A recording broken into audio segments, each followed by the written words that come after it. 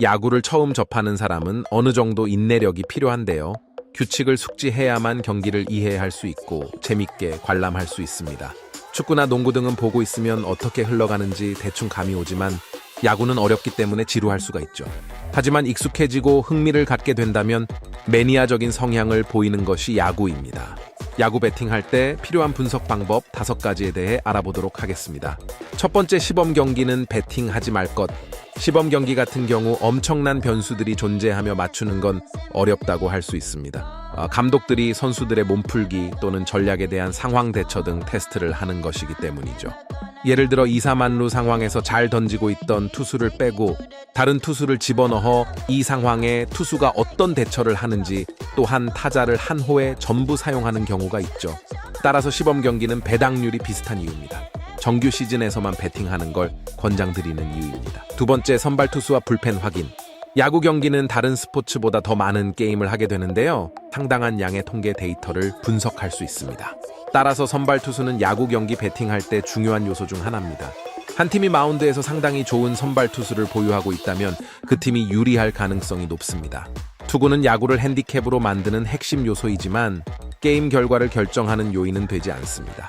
하지만 대부분의 선발 투수들은 경기당 5-6이닝밖에 버티지 못하기 때문에 불펜이 결과에 더 큰 역할을 필요로 하는 부분입니다. 이 때문에 평균 자책점, WHIP와 같은 불펜 통계도 참고해야 하죠. 세 번째, 투구 매치업 분석. 첫 번째, 평균 자책점. 투수가 9이닝당 몇 점을 허용하고 있는지 말해주는 것인데요. 3.5 이하라면 기본기가 탄탄하고 3.0 이하는 상당한 실력이라 볼 수가 있습니다. 두 번째, WHIP.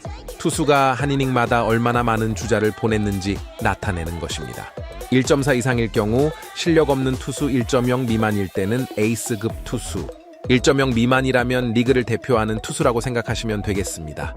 세 번째, 케이퍼 비비와 케이퍼 나인. 삼진을 아주 많이 잡는 대신 볼넷을 남발하는 투수도 있고 볼넷을 거의 내주지 않는 대신 삼진도 거의 잡지 못하는 투수도 있습니다. 그래서 케이퍼9과 비비퍼9만으로는 입체적인 판단이 어렵습니다.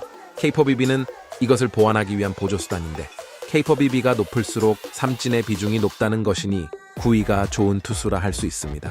만약 케이퍼9도 높으면서 케이퍼 비비가 낮은 투수가 있다면 그야말로 타자들이 함부로 건드리지 못할 최고의 구위라고 보면 될 것입니다. 네 번째, 타율 분석. 공격 통계를 분석할 때 게임당 경기수, 팀 타격 평균 및 OPS와 같은 전반적인 통계를 볼 수 있습니다.